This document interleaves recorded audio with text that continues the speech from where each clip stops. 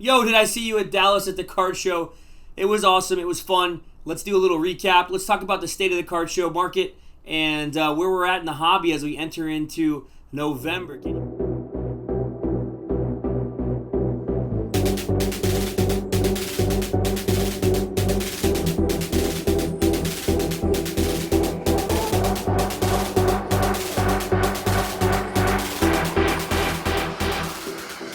Greetings. Hello, what's up? It's Jameel from the Mealy Pop Shop here in Gainesville, Florida. You guys know me as Mealy Stocks, or the podcast that we put out occasionally throughout the weeks. We try and do it once or twice a month here on the Slab Stocks Network. As you guys know, Aaron, Nate, the crew, Sam, all those guys, good folks, doing some really cool things with just cards, right? The hobby, data, metrics, discussion, breaks. They do a lot of things, which is really cool. So I own a shop here in Gainesville, Florida, and we just got back from Dallas. You may hear it in my voice today. I might be a little bit hoarse.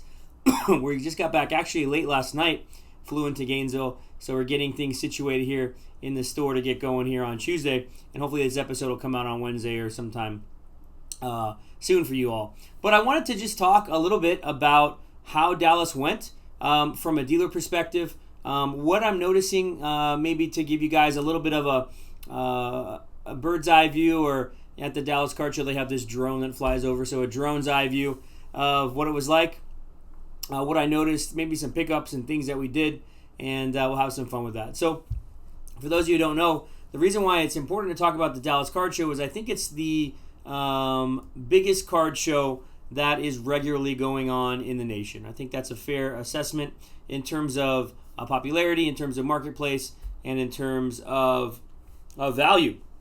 There's a lot of dealers that are out there that aren't just selling, what they have left over in their garage from the 90s. So I had a great time. I went with myself. I went with myself. That's a good statement. I went with my wife, who's pretty much the right hand, left hand, and all the things here in the shop. She does so much. Meredith. My father was there. You might know him as Mo Trini. And then also we had planned to take Money Bison with us, but he had an unfortunate accident, hurt his ankle the day of, and couldn't really walk. So we set up with another guy. Many of you know Skylar to the Moon. He was around, and I said, hey, if you got some space, you want to come on out? And another good friend of mine, Jordan, he's starting out in the Rip Valley. His card shop coming out very soon. But Jordan Taylor, JTUSA on Instagram, JTUSA4. So we had a good setup. We had our big banner sign, as you saw. Many of you guys saw at the National. We had a cube, which is kind of the first time we've had like a legitimate cube where it was just Mealy Pops, and that was helpful. It was helpful from the theft perspective, it was helpful from the presence perspective. The show was as busy as normal. They had 100 tables in a secondary room like they've done before. They were all sold out. There was no space for anybody. I think they actually made the aisles and the pathways even smaller this time. So it seemed like it was even more congested in terms of spacing. That may not be true. I'm just what I thought I saw. And it was just really what we expected. Now, January, March this year, when I know that we've had the Dallas Card Show, I've watched it and I've kind of paid attention. Those are some really chaotic, hectic times, and I think that was pretty much right when the market had finished kind of peaking. Then we got into March, into the late spring, seeing the market to dip a little bit, right? A correction, if you would say. June show I didn't go to because it was too close to the July show I did go to. That was 2 weeks before the National. Very slow, but again, it had there were great content there. The National happened. I did not go to the August show, so this is my last Dallas show of the year. And that was cool. It was on Halloween weekend, so I think in a lot of ways that can be kind of tricky for people. Sunday, what I did notice at the show is many people had to get back and catch flights. But speaking of flights and travel, there is some storm and wind that has come through. I think the south, the southeast. I know in Florida we've had it, the Midwest, and just really everywhere. And kind of getting into fall has really caused some issues with flights. So there's a lot of people who couldn't make the show, a lot of people whose flights were canceled, a lot of people who unfortunately had to make alternative plans, drove, yada, yada. You guys know the spiel. So what I noticed, and let me give you kind of a market pulse, and I'll go through kind of the major sports, and maybe this can kind of give you all a gauge of what's hot, what's not, and things that maybe you want to look into.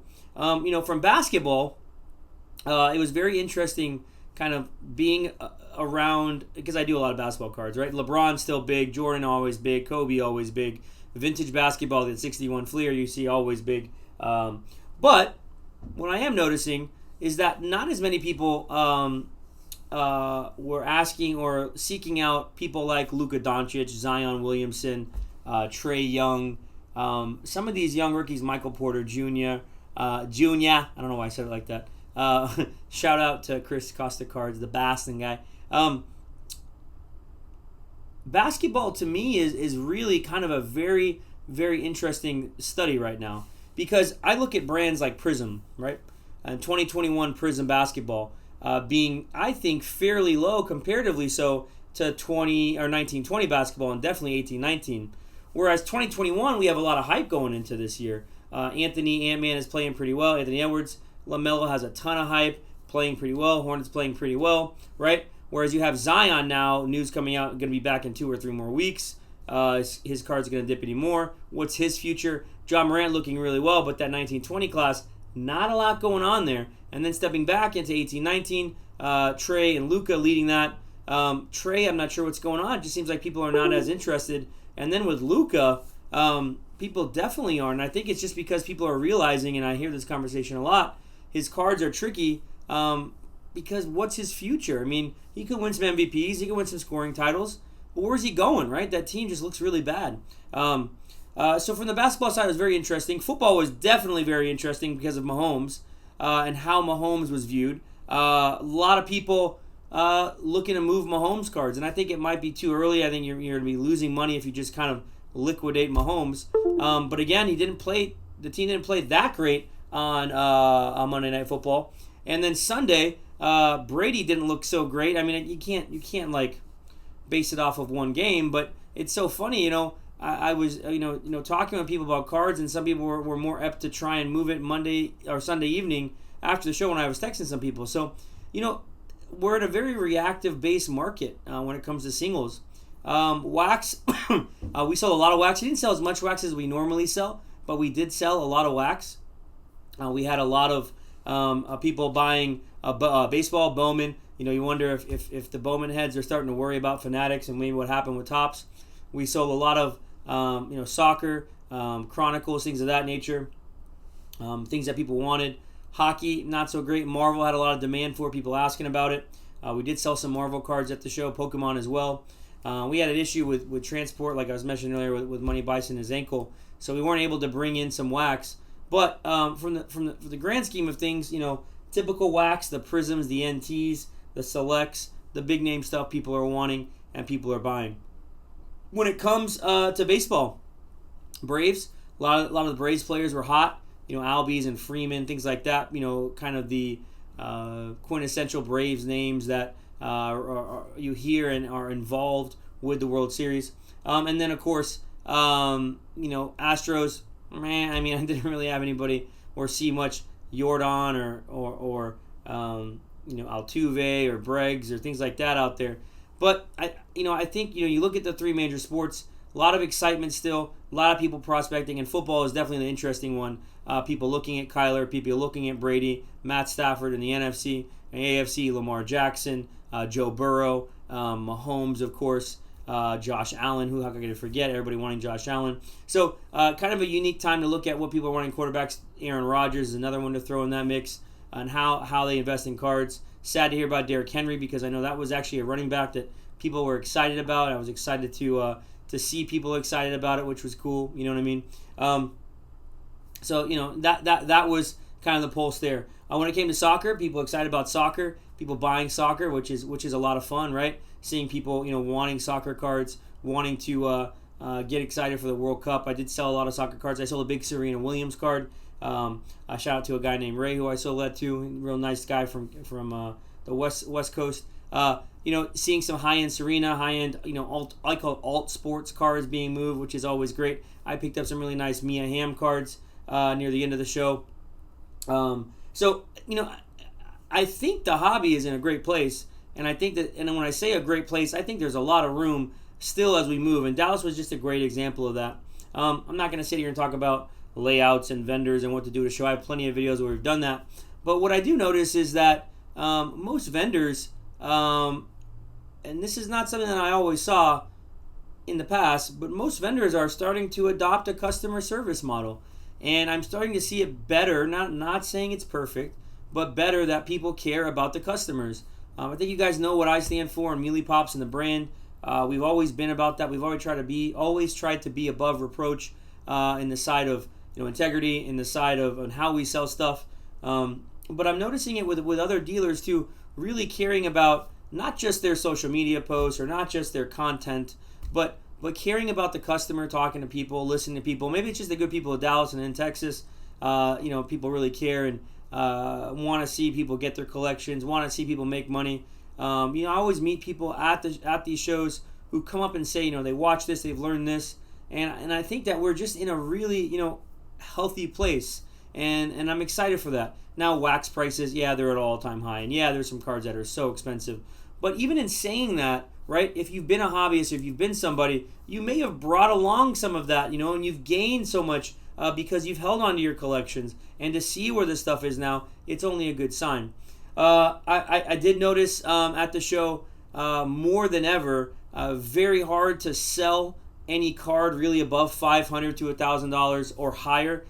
Just outright selling unless it was through a dealer. Most people, I would say 80 to 90% of customers now are trying to trade into something. I had it happen to me a few times, right? Here's that card, Jameel, that really nice card, that Stephen Curry rookie card, that Josh Allen rookie card that I really want, that's a PSA 10 or on-card RPA or whatever. Then they pull out their tiny case and handpick 2 cards and say, I'll give you this and for that.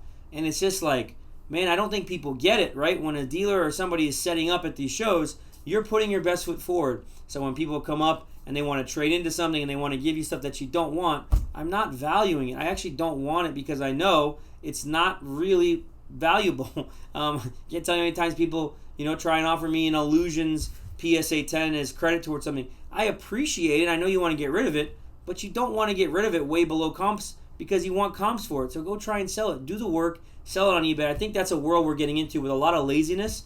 People are just trying to get the quick cash, but they're also trying to get the most for it in an unreasonable manner.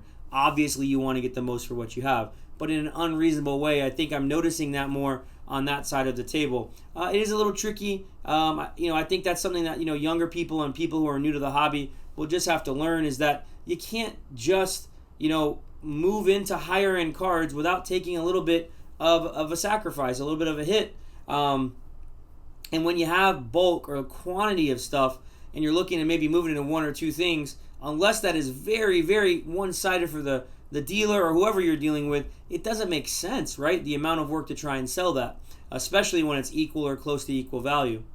So I'm saying those things because those are some trends I noticed, especially the trend, when trying to trade or work with somebody, who has a setup.